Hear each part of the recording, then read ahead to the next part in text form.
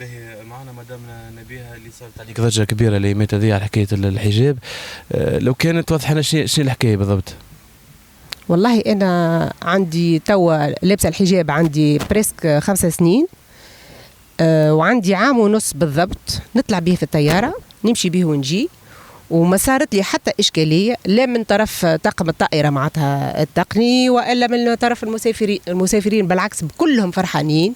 واللي يجي هابط يقول احنا نحبوا تونس هكا، احنا نحبوا تونس حرة، تونس بالحجاب وتونس بدون حجاب. معناتها اللي بجنبي تبدا فما مضيفة بجنبي لابسة روبة ولا لابسة جيب عادي، يعني عادي فرحانين برشا وما عندي حتى مشكلة.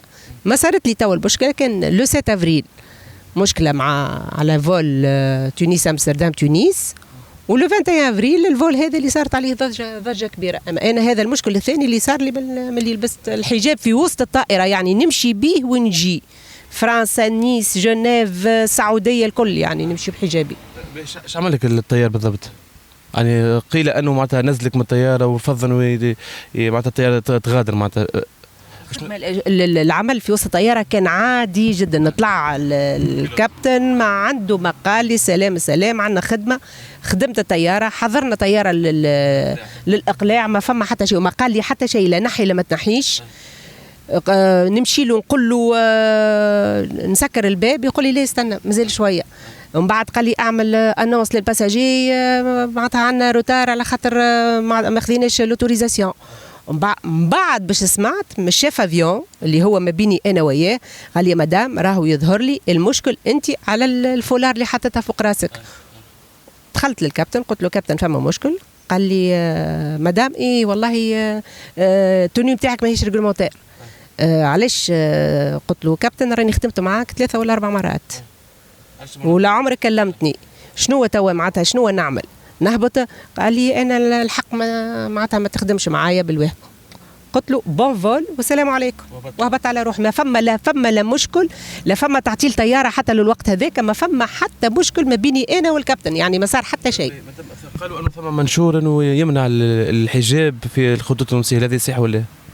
المنشور عمره ما كان يمنع، ما فيهش ممنوع. وانا مشيت بعد الرد هذاك وبعد اللي صار لي انا المرتين هذوما نقول لهم اعطيوني الورقه اللي فيها اللبس يعني الاكسسوار نتاع الفولار اللي نحط فيه في راسي ممنوع، اعطيني باش انا نقول ما عندنا حتى شيء. عندنا شارت هذيك دو لونيفورم فيها كيفاش نلبسوا كيفاش، اما لا فما الفولار لا تحطها لا ما تحطهاش على راسك، ولا فما حاجه على الفوال معناتها اللي هما يقولوا عليه.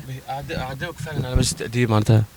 لا لا لا لا لا لا لا لا لا برنامجي عادي نورمال، ما فما حتى شيء من طرف. ردك على اللي كتبته موزايك واللي قالته نسمة البارح حول انه معناتها حملوك انت المسؤوليه نتاع تاخر اقلاع الطائره لساعتين.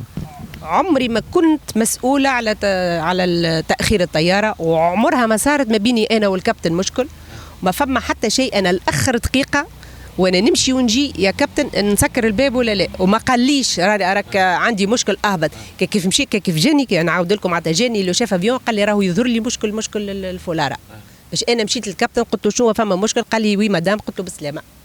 اما ما كنتش معناتها في التاخير ولا. قداش عندك لبس الحجاب؟ لبس الحجاب عندي 5 سنين ولبسته في وسط الطياره نمشي به ونجي نعاود عام ونص.